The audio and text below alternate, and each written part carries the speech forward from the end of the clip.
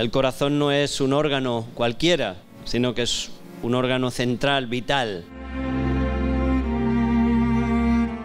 Sin la Eucaristía, la Iglesia no puede vivir.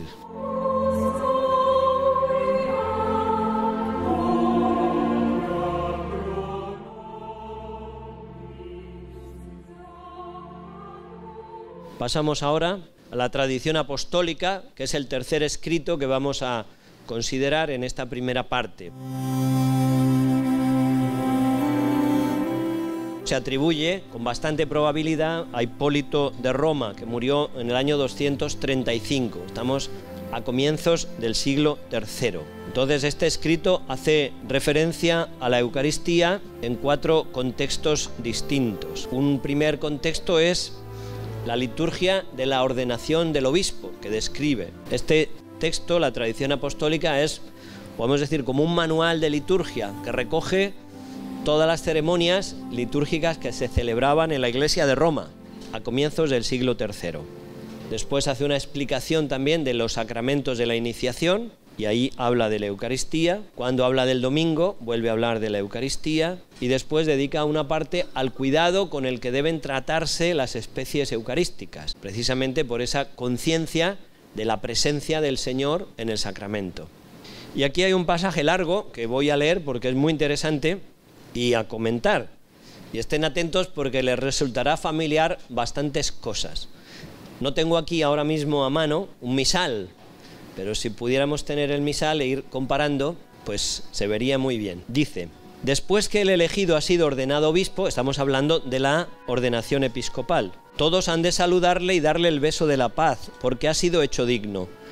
Los diáconos le presentan la oblación. Empezamos ahora en la descripción de la Eucaristía. Le presentan la oblación, el ofertorio, y él, imponiendo las manos sobre ella junto con los presbíteros, dé gracias, celebre la Eucaristía, diciendo: el Señor esté con vosotros. Y todos responden: y con tu espíritu. En alto los corazones, los tenemos dirigidos hacia el Señor. Demos gracias al Señor, es digno y justo. Fíjense, comienzos del siglo III, estamos celebrando y repitiendo las mismas fórmulas que nosotros hacemos hoy, para que se den cuenta de la riqueza que tiene la tradición litúrgica de la Iglesia y cómo todas estas plegarias que nosotros hacemos nos unen con los orígenes. Es decir, que la Iglesia ha conservado esa celebración eucarística que se hacía en los primeros siglos.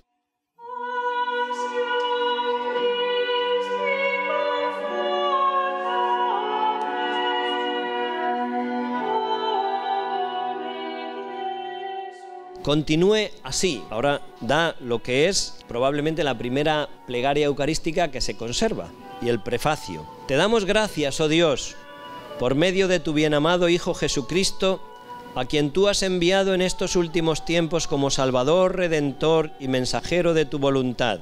Él es tu Verbo inseparable por quien creaste todas las cosas, en quien tú te complaciste, a quien envías del cielo al seno de la Virgen, y que habiendo sido concebido, se encarnó y se manifestó como tu Hijo, nacido del Espíritu Santo y de la Virgen. Ya está hablando también de la identidad entre la Eucaristía y la encarnación, que es también un vínculo y una idea, ese vínculo teológico que aparece en la historia muchas veces. Por él, que es tu palabra, hiciste todas las cosas. Tú nos lo enviaste para que, hecho hombre por obra del Espíritu Santo, nacido de María la Virgen, fuera nuestro Salvador y Redentor. Después, él cumplió tu voluntad y te consiguió un pueblo santo.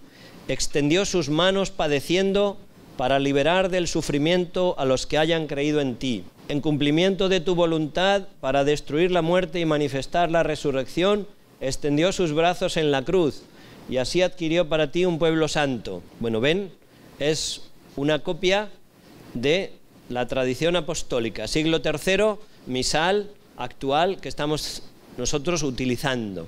Podría seguir un poco más, pero bueno, ya les sirve como ejemplo para no prolongar demasiado la lectura y que nos dé tiempo por lo menos a ver lo otro sustancialmente. Tomó pan, dio gracias y dijo: tomad, comed, esto es mi cuerpo que será destrozado por vosotros.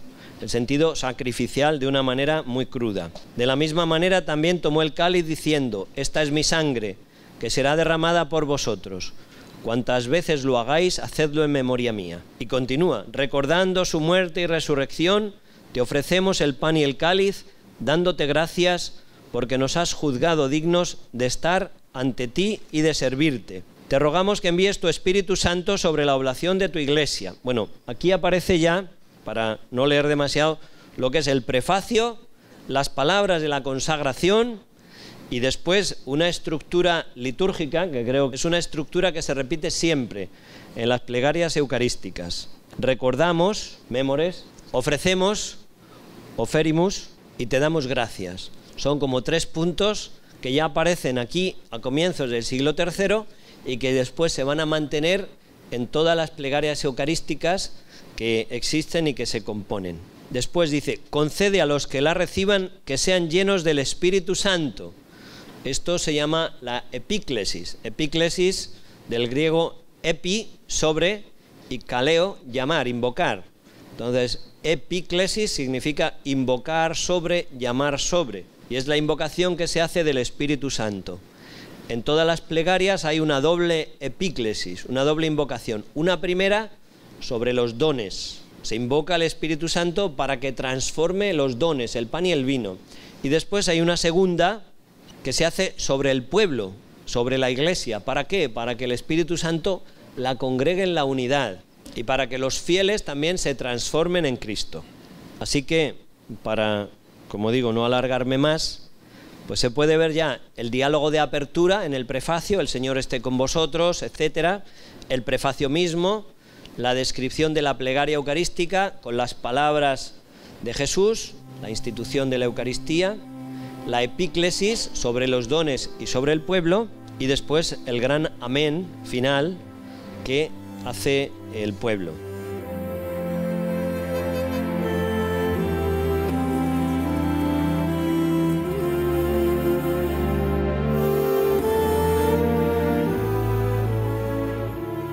Brevemente ahí, solo para tipo y antitipo, pues también designa a la Eucaristía, está escrito como antitipo.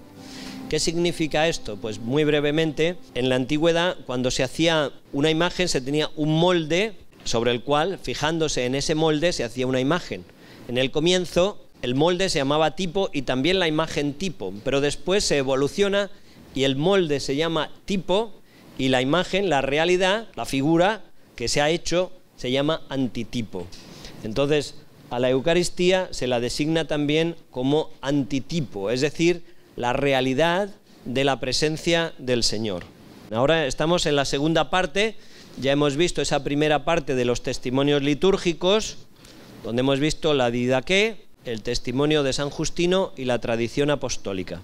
En esta segunda parte vamos a ver brevemente estos 4 autores que son de los 3 primeros siglos también. Estamos yendo a lo más antiguo, los primeros testimonios que tenemos, porque lógicamente cuanto más cerca a los apóstoles, más garantías tenemos de que lo que ellos nos están transmitiendo fue lo que los apóstoles recibieron de Jesús. No es solo lo que Jesús dijo y que después cada uno lo interprete como quiera, no es eso. Es lo que Jesús dijo, cómo lo interpretó la Iglesia, cómo lo interpretaron, lo entendieron, lo vivieron los que estuvieron más cerca de él. Pues el primer autor, San Ignacio de Antioquía, es también uno de los padres de la Iglesia más antiguos. Murió en el año 117, mártir, y él era obispo de Antioquía, en Siria. Él sigue muy de cerca las doctrinas, es un autor precioso, tiene 7 cartas, porque él era obispo de Antioquía, como he dicho, le hicieron prisionero y le fueron trasladando a Roma, acompañado de unos soldados que le trataban fatal. Él lo llama leopardos, dice, acompañado por estos leopardos que son más crueles conmigo, cuanto más amable intento ser con ellos. Y en ese viaje hacia Roma él va enviando cartas a las iglesias por las que va pasando. Y son cartas muy bonitas y muy breves, o sea que a lo mejor las cartas de San Ignacio de Antioquía pueden ser 40 páginas. Y si tienen ocasión yo les recomiendo que las lean, porque son muy bonitas, muy espirituales también. Ahora vamos a sacar algunas de sus frases. Entonces él era un hombre, los cristianos de Roma intentaron salvarle. Algunos cristianos que tenían influencias, pues intentaron tocar las altas esferas a ver si podían conseguir su libertad. Y San Ignacio les escribió a los romanos diciendo: si me queréis bien, no hagáis nada para impedir mi martirio, dejadme ser imitador de Cristo. Y les habla de unas ansias que él tiene del martirio y de derramar su vida por Cristo, su sangre por Cristo. Son cartas muy bonitas. Pues bien, él tuvo que vivir en un ambiente donde estaba flotando una herejía que era el docetismo. Dokeo significa aparecer. Entonces estos herejes sostenían que el cuerpo de Cristo no era real, sino aparente. Esta herejía estaba ya presente también en los tiempos de San Juan, en su Evangelio. Por eso San Juan insiste mucho: el Verbo se hizo carne, subrayando la realidad física de Cristo, la realidad de su cuerpo humano. Entonces San Ignacio de Antioquía continúa esa doctrina de San Juan en la misma línea y lucha contra estos herejes docetas que dicen que la carne de Cristo es pura apariencia.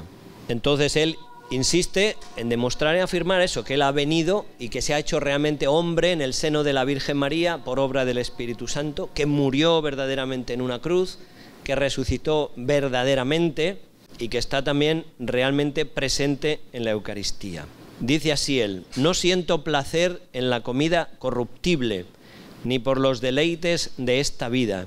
Yo quiero el pan de Dios, que es la carne de Jesucristo, nacido del linaje de David, y la bebida de su sangre, que es el amor incorruptible. Claro, los docetas, estos herejes, al negar la realidad de la carne de Cristo, pues hacen imposible la Eucaristía. Si Cristo no tenía carne verdadera, si no era hombre, pues no podemos comer su carne en la Eucaristía. Entonces San Ignacio defendiendo la verdadera humanidad de Cristo, defiende la verdad de la Eucaristía. Y además, el cuerpo de Cristo que comemos en la Eucaristía tiene una identidad con el cuerpo de Cristo que murió en la cruz y que resucitó. Por eso nosotros ahora en la Eucaristía comemos la carne resucitada de Cristo, de una manera sacramental. Esto es importante señalar. Nuestros dientes no mastican la carne de Cristo.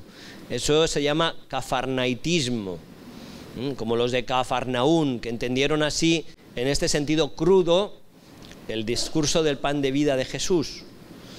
Nosotros entramos en contacto verdadero con la carne real de Cristo, pero a través de las especies sacramentales. Es una presencia sacramental, no física, de su carne, sino es su carne resucitada, pero de una manera sacramental. Pero esta verdad San Ignacio la subraya, y por eso, como en ella entramos en contacto con la carne resucitada de Cristo, dice él, la Eucaristía es fármaco de inmortalidad, antídoto contra la muerte y alimento para vivir siempre en Cristo Jesús. Fíjense qué definición más bonita de la Eucaristía. Y cómo en ella recibimos el comienzo de la vida eterna. Fármaco de inmortalidad, alimento para vivir siempre en Cristo Jesús, antídoto contra la muerte. Y él subraya también, como los otros autores, que la Eucaristía es la fuente de la unidad de la Iglesia.